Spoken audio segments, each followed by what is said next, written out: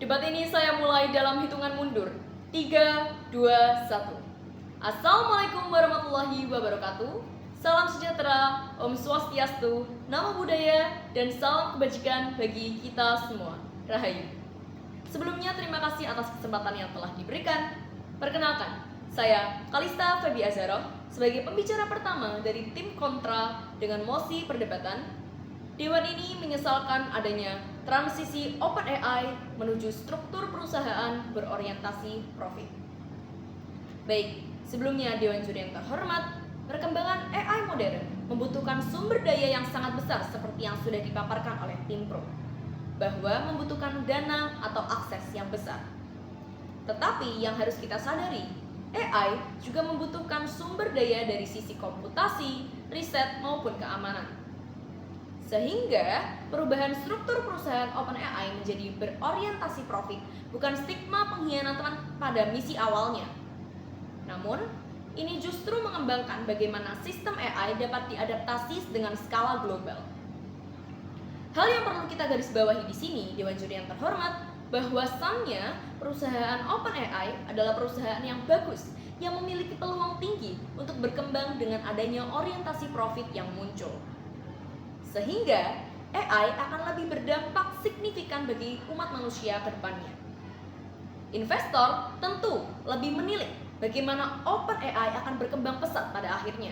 Dan dengan munculnya transisi dari non-profit, ke profit, dan berakhir pada PBC, maka investor akan semakin yakin bahwa feedback atau keuntungan yang didapatkan akan semakin signifikan karena perkembangan keberlanjutan AI pada akhirnya. Tentu, sistem profit sangat bermanfaat besar bagi perusahaan dan mekanisme penggunaan AI sendiri bagi umat manusia. Keuntungan atau dukungan finansial yang didapat tentu akan membantu revolusi operasional AI dan akan mempermudah pekerjaan manusia ke depannya. Tim Pro mengatakan bahwa sebelumnya OpenAI berorientasi menjadi PBC, tetap ada investor yang mendanai dan lain sebagainya. Tapi, coba kita pikirkan apabila ini berubah menjadi sistem profit, maka investor tentu gencar dan akan berinvestasi dengan jumlah yang lumayan karena seperti yang tim pro katakan bahwa AI sedang bertumbuh pesat-pesatnya. Hal ini tentu akan berdampak baik bagi operasional sistemnya dan keberlanjutan penggunaan. Hal ini juga akan lebih rasional dalam mendukung perkembangan AI dalam jangka panjang. Baik, Dewan Juri yang arif dan bijaksana, izinkan saya untuk membidas beberapa argumen dari tim pro. Yang pertama, tim pro mengatakan bahwa hanya akan ada progresi jelek yang muncul dan beranggapan bahwasannya OpenAI hanya bisa berinovasi dalam bentuk open source dan membuka rahasia dapur. Kembali lagi, Dewan Juri yang terhormat, dalam konsep sistem AGI atau Artificial General Intelligence, konsep ini tidak hanya stuck pada open source. Seperti misi awal yaitu membantu umat manusia, perkembangan AI ini tentu bisa digunakan juga dalam hal lain. Membagikan rahasia dapur di sini dimaksudkan bahwa AI akan membagikan kode-kode yang bisa diduplikat atau ditiru. Tapi pada realitanya, sistem lain tetap tidak akan bisa meniru sespesifik sistem originalnya.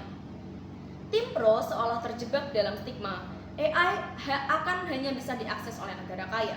Justru apabila ada petinggi-petinggi negara yang ikut berinvestasi, maka negara tersebut justru memiliki akses yang lebih fleksibel.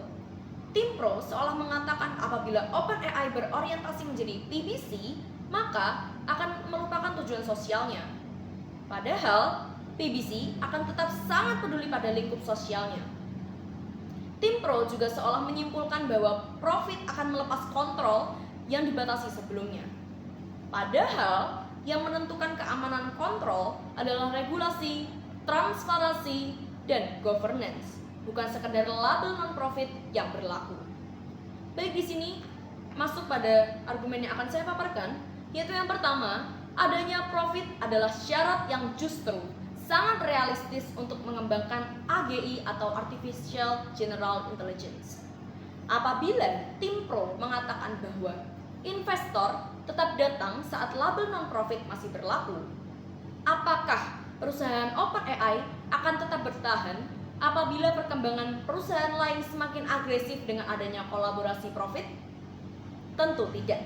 Perlahan, inovasi kian melambat dan dapat membuat perkembangan AI menjadi terhambat. Sehingga profit di sini berperan besar untuk keberlangsungan jangka panjang. Kemudian yang kedua, yaitu struktur PBC tetap menjaga kepentingan publik.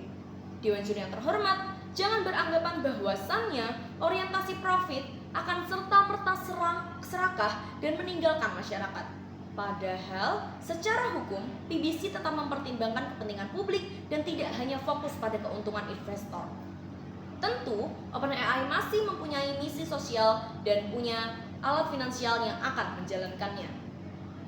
Tentu, jika kita berkata secara jujur bahwa jangan terjebak pada stigma profit akan merusak idealisme, melainkan apabila idealisme tanpa sumber daya tidak akan menghasilkan dampak nyata dan hanya akan membawa angan belaka. Maka dari itu, saya bangga menjadi tim kontra pada perdebatan pagi hari ini. Terima kasih.